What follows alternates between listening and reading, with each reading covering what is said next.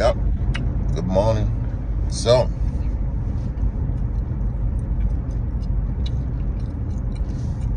thinking about this topic about depression or maybe extreme sadness with the state of affairs of America. And I'm talking to this person on Reddit about what the hell is going on. And so what I ask her, I say, in your last 31 years, can you think of a time when the world would be considered as fair? And she says, basically, no, but at least it wasn't this unfair as now. It should be more fair now, you know. And I said, that statement of more fair, where did you learn that? I said, if you think about 30 years ago, some African country, the Congo or whatever, they had like a civil war. People were getting murdered by the hundreds of thousands. You know, it was just like a crazy state to live in at the time. You had to be a refugee and get up out of there. And now, in that same region of the world, there is no more genocide per se, or it's died down a lot. Maybe they haven't fixed all their problems, but it is not open war on children and women. So technically it's gotten better. So could you argue by this statement of it should be more fair that their life in that region has gotten more fair? While you see America over the last 30 years has digressed to the point of, you know, what it is now with ICE and all that stuff. And I said, so where did you learn that life should be more fair, if that even exists? I do believe this theory of fairness has really gotten people upset. I think that's the whole point in protesting and everything else is things should be more fair, but never has life been fair. Fairness rolls in waves. Nobody's protesting when they're getting the big end of the stick, but for the sake of not getting the short end of the stick, people are getting up and protesting. And so when you protest and you bring a gun to a place where guns are, guns will be drawn and then people get shot. That's just what happens, you know. I'll never be shot in an ICE protest. I know that much, because I'll never be in an ICE protest. You'd have to come to my house to shoot me. And, you know, because I'm minding my business. That's where that comes in. So where I'm at with it is, life isn't fair. It's never going to be fair. We all understand that, but we don't accept it. And so I said to her, is it a true statement to you that happiness and or sadness are the gap between what you expect life to be and what reality actually is? You know, to which she had to agree, like, yes, if you expect this in life is better, you're happy. If you expect this in life is worse, you're sad. Logically, maybe you should change your expectations, but nobody wants to hear you should lower your expectations. But what else can you do? You can expect life to be crappy, and then when it is crappy, you can at least be status quo with it, you know? Or you can expect that things are going to get better, where what I read in the Bible, the world is not going to get better. I don't know if other religious books say otherwise, but the Bible says we will get worse and worse, you know? And then at the end times, Jesus will come. So, yeah, not really worried about that. I said to her, happiness is in small acts of love, despite how dark the world is. And the world has always been dark. We just didn't have social media to shine a light on every nook and cranny of it. Okay, so again, 30 years ago, when there was a civil war in some African country, that wasn't very fair. It wasn't a good time to be living, and most likely it was not a great time to be dying either. But now that's not going on. So life was less fair then than it is now. Although it still might suck over there, at least you're not being hunted down in the open streets, maybe. You know, I don't know. I don't know that situation, but the idea that we feed our children and and like I said, she's 30, so she definitely is part of that idea of like the world's going to get better. And I asked her, she said, yeah, but I have dreams. I said, in your dreams, does the world get better by waiting or by you doing something?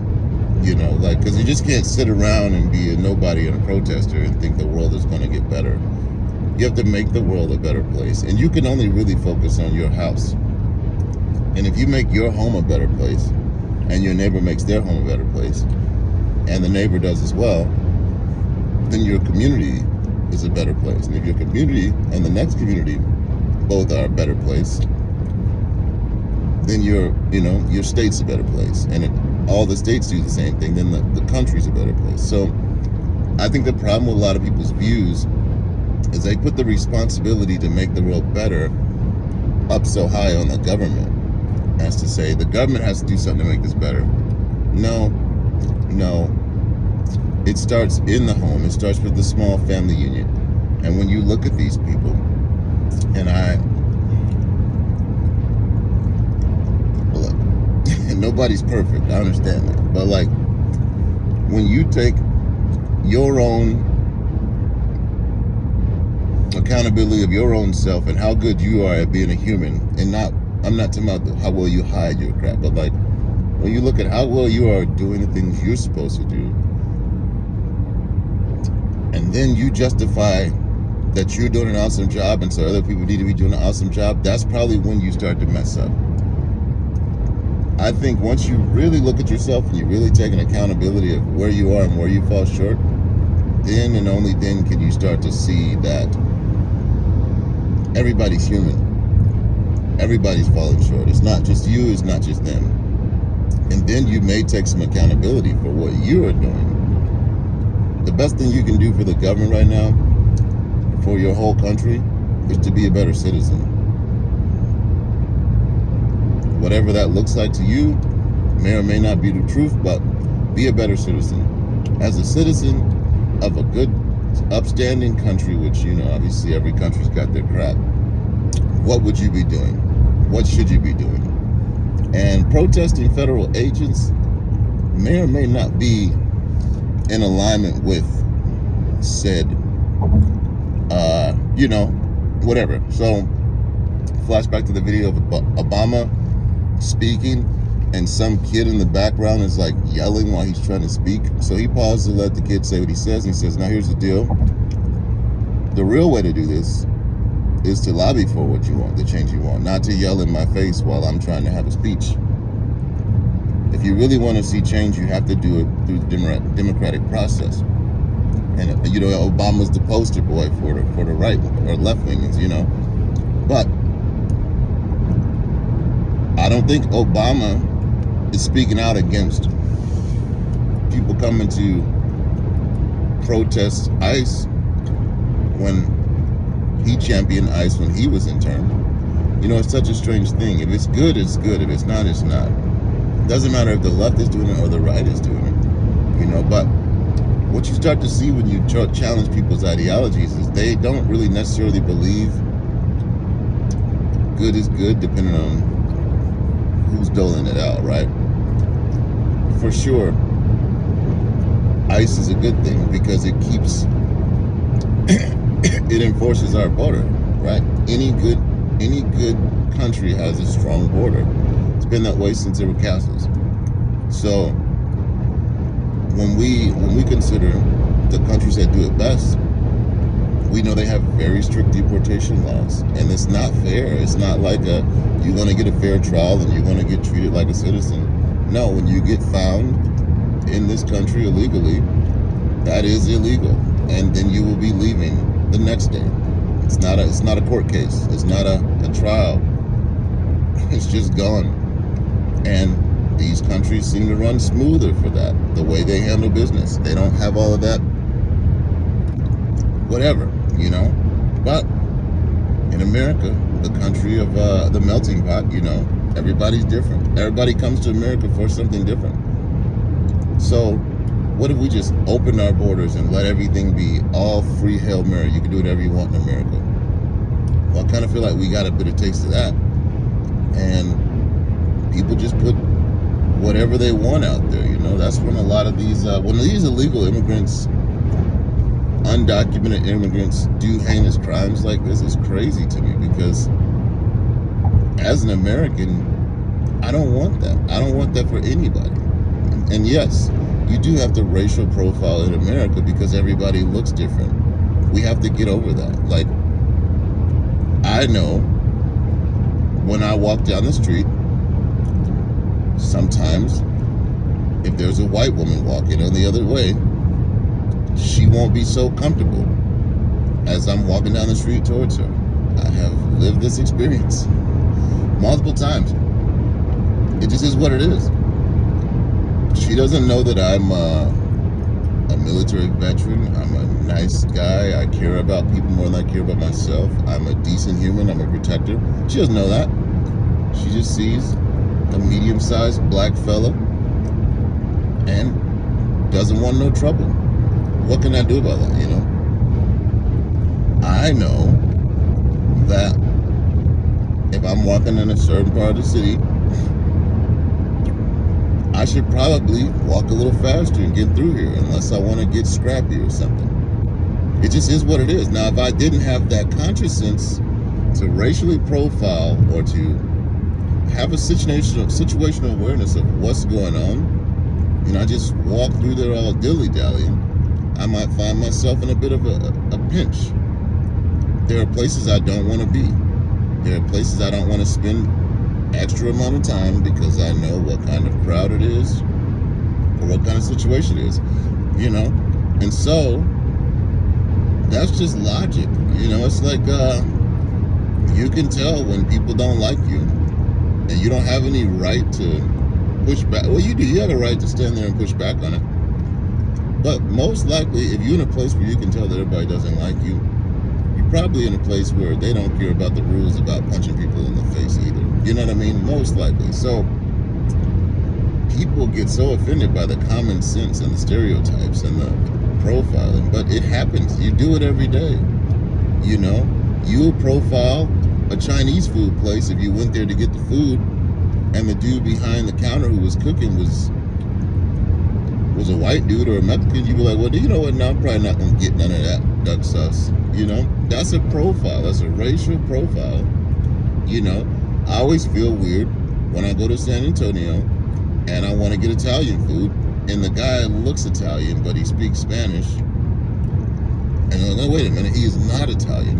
He's just got a look to him. And I don't be feeling that. Like, if I want Italian food, I want it from an Italian person. That is me profiling, or whatever you want to call it, stereotyping. But also, if I want Mexican food, I want it from a roach coach. I want it from somebody who looks like they grew up eating it. I don't want it from some white dude. You know what I mean? It just is what it is. And that's a simple form of it.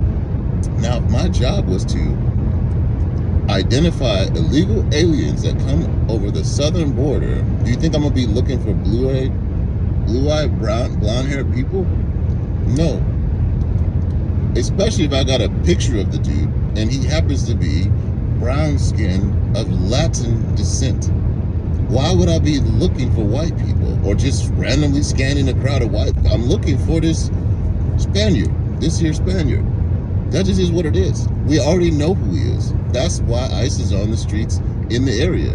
They have seen the person in the area, and now they're going to apprehend them. It's not really racial profiling. It's where's Waldo? I got a picture. I'm going to find the dude that looks like the picture. Now, if I happen to grab you because you look like the dude in the picture and you're not him, guess what? All you have to do is come with me. I'll take you to a place and discover, oh, got the wrong guy. It could take less time if you just complied, but oh, maybe you're here illegally too.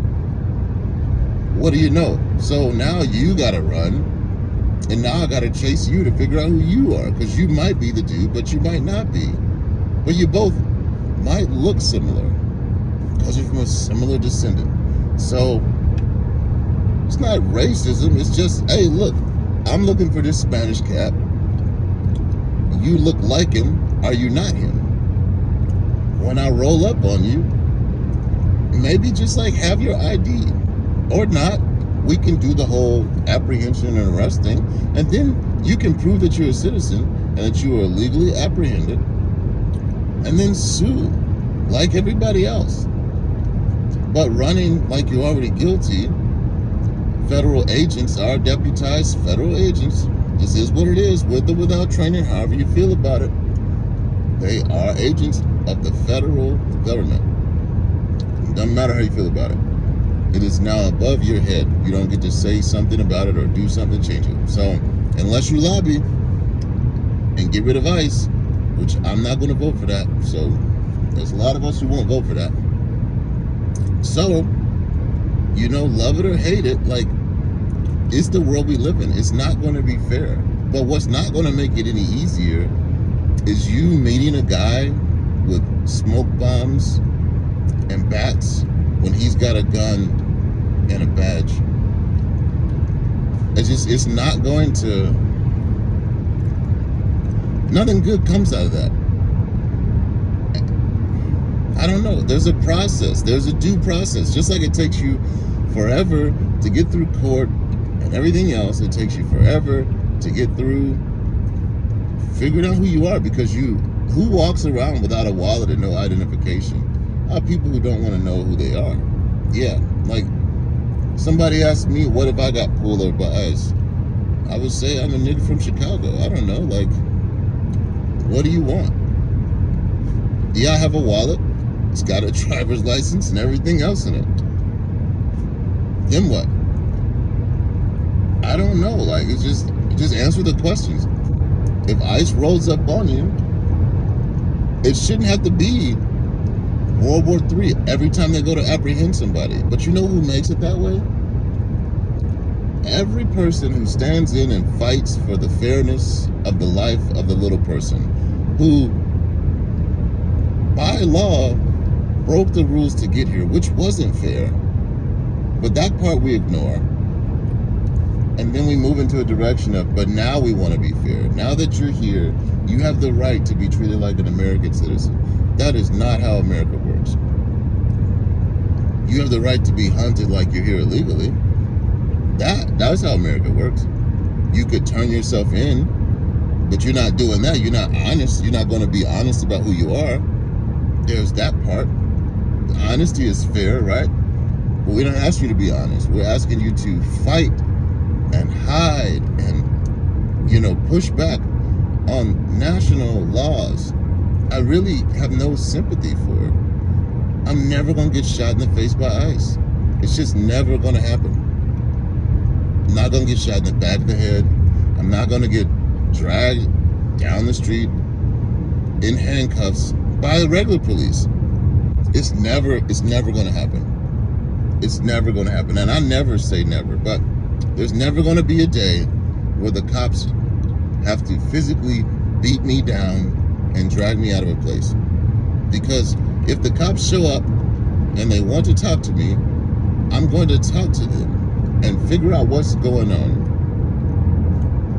And that's just going to be that.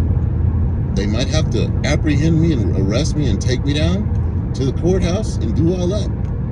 But at the end of the day, I won't be convicted of anything because I'm not doing anything illegal. And that's got to go through the process. Maybe I look like a dude that did something. I don't know. That's how the system works. You get pulled in, you get questioned. If you're good, you get let go. There'll never need to be an altercation. There'll never need to be me getting punched and kicked. When they say, we're here to detain you, then they're detaining me. That's what it is. That's their job. My job is to not get shot. I don't understand. You can't say you're not doing anything wrong. Which I guess I'm learning that apparently protesting is a profession. But if your profession was something like, say you were a cafeteria lunch lady, and I want to protest you, but I expect you to still do your job while I am blowing a bullhorn in your ear and throwing snowballs at you. Just snowballs. That, it doesn't merit any real response. You just got to accept that I'm going to throw snowballs at you and blow off this bullhorn in your ear while you're just a lunch lady? How successful would you be at your job as a lunch lady? Or would you be too distracted and not able to focus? Now, if you complicate that and make that same job a surgeon, open heart surgeon, okay? And I want to protest you. And even if I'm like behind the glass and I can't actually get into the room that you're doing surgery, but I'm allowed to bang and crap and break glasses and throw stuff and whatever I can do to distract you while you're doing your job. And I don't even get to physically put my hands on you or stand between you. What if I made a human fence to stand between you and the patient on the table? How successful would you be able to do your job as a surgeon? Not very much. Most likely you'd be holding a scalpel and I'm wrestling with you and somebody's gonna get cut a little bit.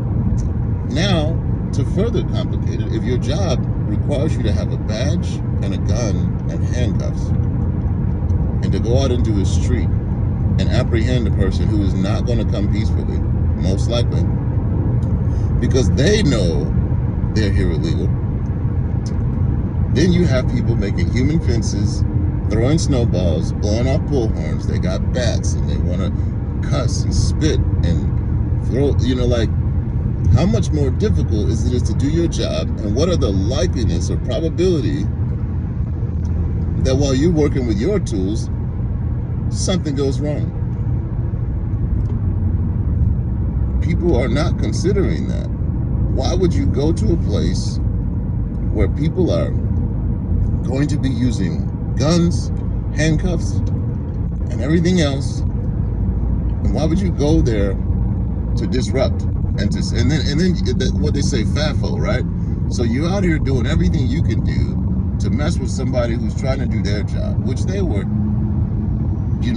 hired to do, paid to do by the highest government in the land, the federal government, and it supersedes the state government in these cases, because Border Patrol is a federal issue more so than a state issue. We want to keep the whole country intact by holding the border strong. And then you go to these states and you notice it's like sanctuary states aren't actually even the cool states to live in. Like, nobody actually likes winter like that. Well, I like winter, but you send all these Somalians who are from a hot desert climate, you send them all to a state where, well, winter is like a real thing. So they have to learn how to winterize. That's crazy, either way. So it wasn't like they sent them to Florida, a cool state. They sent them to Ohio. No hate on Ohio. I like Ohio, but it's just, you get the 6 to 7 months of gray and snow and whatever. Either way. I don't know, I lost my train of thought. But what I'm really trying to say is the world is not fair. It's never going to be fair. And we train these little boys and little girls to think that it is fair. And it just isn't. And so then you have this mindset. You come out bold and brazy about the idea of, we're going to make this right by marching. But you're not. Because one, you're marching for something that doesn't exist. It's never going to be fair. And when you accept that, then you can probably get closer to an expectation of what reality is, which would better bridge the gap between what you expect and what reality is, which would make you less sad and less depressed. And the other thing about this, getting depressed and getting sad about all this stuff, it's like a heightened state of panic, which is bad for your nervous system. So when you are so easily agitated, it's like, focus on, like, here, all you gotta do is focus on what's going on in your house, right? Despite everything in the world, I come home to my loved ones. I hug, I kiss, we eat, we watch movies, we have a good time. I make sure the lawn looks good, I make sure the house doesn't look like trash. That's what I do. And the whole time I'm doing that, there's still genocide over there, and they're still killing Palestinians, and North Korea still got this thing going on, and Iran's gonna get a nuke someday. Like, that's all still going on. But I'm not worried about that. What I'm worried about is taking care of my responsibility as a citizen and a father or whatever. But when you're in that panic state where you're like, but what about the Somalians? We got to do something. You will abort your number one responsibility, your children. You will set that aside to go stand in the snow with a sign and fight for the justice of somebody who, by all laws and rights, has forfeited their right for justice. You know what I'm saying? And so, because you got to make it fair, but fair doesn't exist. So you're fighting for a fairy tale for a person who already knows they're here illegally. And if we could just accept that illegal is illegal, no matter whether it's murder or jumping a border, it's illegal. You know, that's how the rules are set up. They're not going to change. No country's going to decide we can't have borders, because it wouldn't work. So if you just, that simple fact is based in the book. It's just a simple knowledge of what's legal and what's illegal.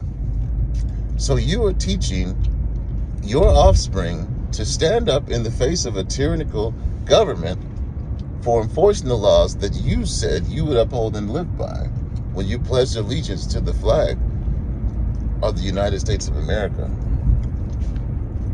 Or did you not pledge allegiance? Are you not a loyal citizen of America? Are you not loyal to America?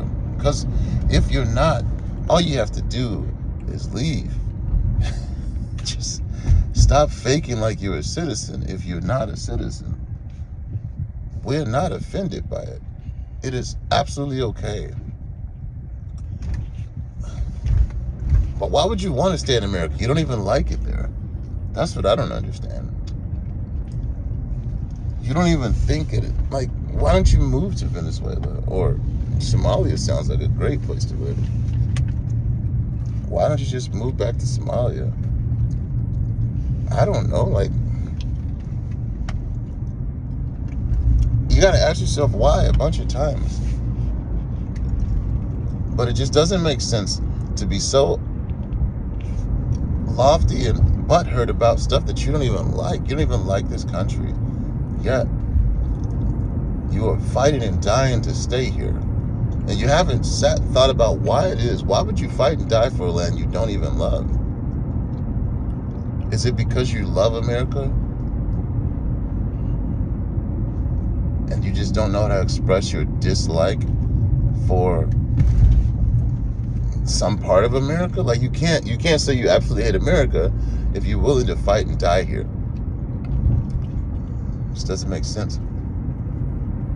I don't know what I'm talking about anymore. I really get confused when I think about it.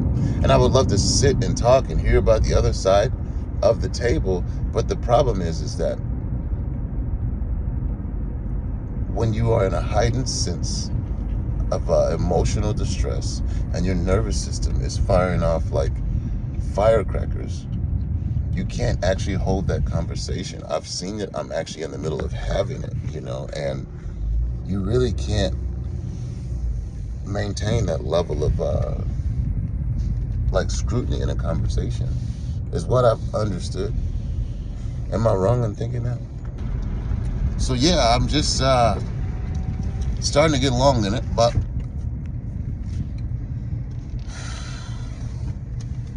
life isn't fair. And anybody who's reaching for that is delusional. It's not going to get fair. It's never going to be fair. It never was fair. It's something they sold to you as a kid, and you believed it so much that now you're a full-grown adult thinking life is going to be fair. It's just not. And once you get to that place where you realize life isn't fair, that means that no matter what you face, you're either going to take the big stick or the little stick. So get the big stick sometimes, you know what I mean? Like, go ahead and take a little bit of advantage. Or don't. Doesn't really matter. What matters is that you don't get pissed off when you don't get the big stick. And you trying to go fight for somebody else to get the big stick is just as successful as you trying to prevent your offspring from ever having ever having hardship in life. And I know you mean it in good intentions, and it's because you care, but it is a failing mission, and it makes you look silly when you think you can protect somebody else from life. It really does. The farther you carry it, the sillier you look. It doesn't seem so crazy when you got an infant or a toddler or a teenager. But if you're coddling a full-grown 21-year-old man, now you start to look a little silly. I know it's your son, but look a little silly, right? 35 years old, still living at home with your mom. There's an issue there. We can all see it, even if people don't tell you it. And in your head, you're just trying to help your son out. Kick his ass out. It just is what it is. He'll be better off for it because he'll learn how to stand on his own 2 feet. Here, 20 years too late, but eventually he's got to learn. Trying to make it fair for somebody else, you look like an idiot at a certain point. Because what you haven't realized, and what we all know, is life isn't fair. Bro, if you want to play Roadrunner and jump the fence and get into a country, that is your inalienable right to do. But when said country decides to find you and kick you out, own up to it, run faster. I don't know, but the rest of y'all who are getting in the way of it, what the hell what are you thinking? Like, you're not going to stop a country from doing what a country's supposed to do. So, yeah, I don't know. Not to get too political, but that turned pretty political. I